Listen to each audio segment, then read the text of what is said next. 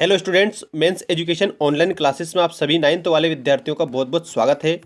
आप लोगों के विज्ञान विषय के आईएमपी क्वेश्चन मैं आप लोगों को बता रहा हूं इस वीडियो के माध्यम से। ये सारे क्वेश्चन मोस्ट इंपॉर्टेंट क्वेश्चन रहेंगे आपकी वार्षिक परीक्षा की दृष्टि से। एक बात मैं आपको बता देना चाहता हूं कि ये किसी भी प्रकार का वायरल पेपर नहीं है। आप लोगों को मैं मोस्ट प्रश्न बता रहा हूँ जो आपकी परीक्षा में आने की 100% संभावना है। ऐसे प्रश्न मतलब संभावित प्रश्न आपको मैं बता रहा हूँ।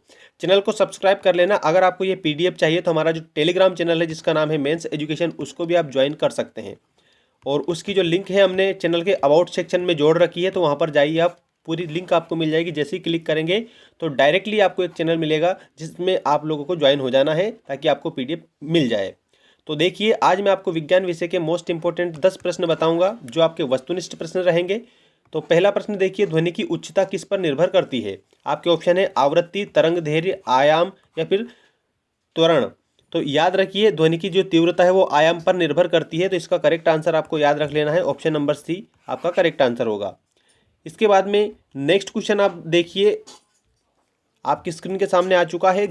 गैस तापमापी द्रव्य तापमापियों की तुलना में ज़्यादा संवेदी होते हैं क्योंकि जो गैस है उसका प्रसार गुणांक से अधिक होता है, गैस हल्की होती है, गैस की विशिष्ट ऊष्मा कम होती है या फिर गैस की विशिष्ट ऊष्मा अधिक होती है। तो दोस्तों, आपको एक बात याद रखनी है, इसका जो करेक्ट आंसर आएगा, गैस का जो गुणांक और प्रसार है वो क्या होता है, अधिक होता है। तो इसका जो करेक्ट आंसर है वो आपका ऑप्शन नंबर फर्स्ट हो जाएगा। और आप इसको स्क्रीनशॉट के माध्यम से भी कंप्लीट कर सकते हैं। ऐसे कैसे, आप स्क्रीनशॉट ले लीजिए ताकि आप जब परीक्षा में जाओ उससे पहले इनको पढ़ के चले जाओ, ठीक है। तो इस प्रकार से आप स्क्रीनशॉट के माध्यम से कंप्लीट कर सकते हैं और वैसे भी आप कंप्लीट कर सकते हैं। इसका पहला जो है ये करेक्ट आंसर आएगा, ऑप्शन नंबर ए वाला। इसके बाद में आप नेक्स्ट क्वेश्चन देखिए, निम्नलिखित में से किसके आयाम शेष तीनों से भिन्न है? आपके ऑप्शन है ऊर्जा प्रति यूनिट आयतन, बल प्रति यूनिट आयतन, वोल्टता और आवेश प्रति यूनिट आयतन का गुणनफल या फिर कोणीय संवेग प्रति यूनिट द्रव्यमान। तो इसमें आपको पूछा क्या है कि आयाम शेष तीनों से भिन्न, मतलब कि अलग आयाम वाला जो है वो आपको बताना है। तो देखिए, इसका करेक्ट आंसर आपका होगा कोणीय संवेग प्रति यूनिट, ठीक, मतलब कि option number D. Option number D is the correct answer. कोणीय संवेग प्रति यूनिट द्रव्यमान जो है ये शेष तीनों आयाम से अलग होता है। देखो, ऊर्जा प्रति यूनिट से भी अलग होता है, बल प्रति यूनिट क्षेत्रफल से भी अलग होता है, और वोल्टता और आवेश प्रति यूनिट आयतन का गुणनफल है उससे भी क्या होता है, शेष भिन्न होता है, इस प्रकार से। इसके बाद में नेक्स्ट क्वेश्चन आप देखिए, निम्नलिखित में से किस भौतिक मात्रा के युग्म के समान आयाम होते हैं? युग्म के समान आयाम वाला जो है वो है कार्य एवं ऊर्जा, ठीक है।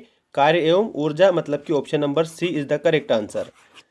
इसके बाद में आप लोग नेक्स्ट क्वेश्चन देख लीजिए, ये क्वेश्चन नंबर 5। क्वेश्चन नंबर 5 आपके सामने आ चुका है।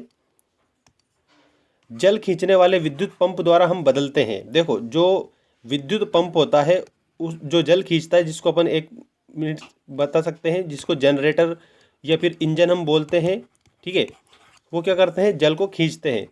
तो विद्युत पंप द्वारा हम किसको बदलते हैं? विद्युत ऊर्जा को स्थितिज ऊर्जा में बदलते हैं, गतिज ऊर्जा को विद्युत ऊर्जा में बदलते हैं, गतिज ऊर्जा को स्थितिज ऊर्जा में बदलते हैं, या विद्युत ऊर्जा को गतिज ऊर्जा में बदलते हैं।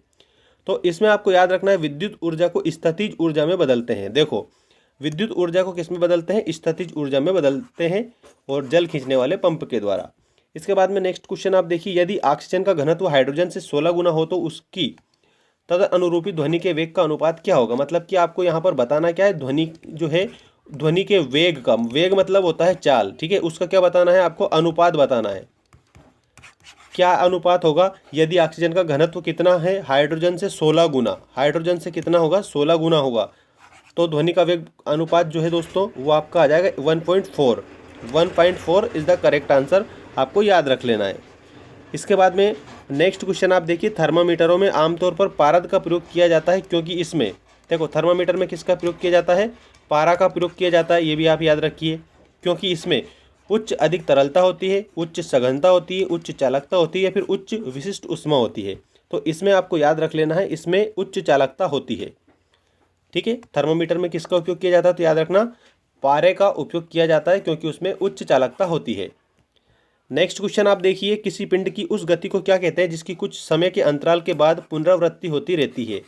आपके ऑप्शन है आवधिक गति, सरल हार्मोनिक गति, अनावृत्तिक गति या दोलन गति।